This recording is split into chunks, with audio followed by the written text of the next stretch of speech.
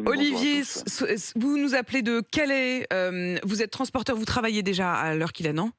Non, non, je m'apprête à Non, partir là, vous vous dans apprêtez à 1 heure. partir. Et juste avant, vous venez partager un petit morceau de conversation avec nous. Olivier, dites-nous, vous allez aller voter? Oui, bien sûr, je vais voter. J'ai toujours été voté. J'ai toujours été intéressé par la politique depuis plus de 30 ans. Et Mais là, pour autant, cette est-ce que vous fois-ci, savez pour qui? non, non, Hmm. non. Justement, d'habitude, quand je vais voter, je sais pour qui. Ouais. Hein, mais là, cette fois-ci, cette année, je n'ai jamais vu une campagne présidentielle d'une telle passivité, d'une telle nullité, avec un manque de débat, un manque avec beaucoup de non-dits. Enfin, bien sûr, un conflit international russo-ukrainien qui prend le dessus par-dessus tout. Mais il y va de l'avenir de la France dans les 5 ans à Bien venir, sûr. et force est de constater que là, je trouve cette année, cette élection, mais vraiment très très très nulle. Je n'ai reçu aucune proposition. Aucune proposition? Vous avez rien reçu par la poste, Euh, les professions de euh, foi? Hmm.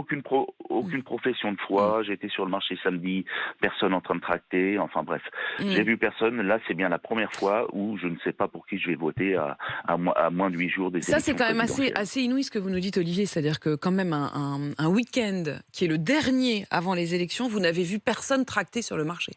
Ah oui, Ça veut oui, dire je que vous même assure, les oui. militants ont renoncé, quoi. Bah, je sais pas s'ils ont renoncé, mais j'ai vu personne.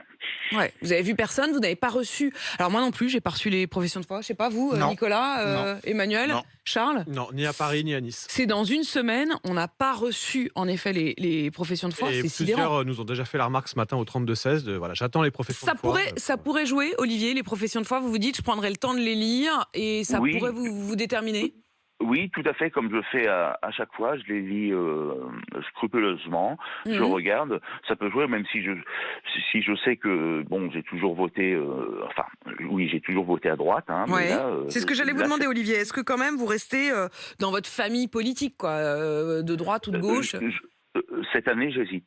Cette année, j'hésite parce que je n'ai aucune profession de foi, je n'ai aucun Mm. programme, j'ai vu très peu de meetings, très peu de débats, enfin bref. Ouais, ouais.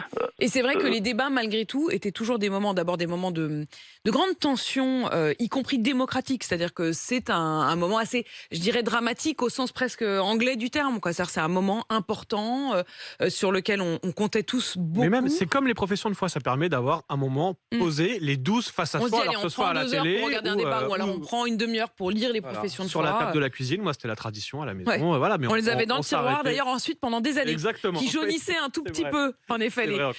les papiers des professions de foi.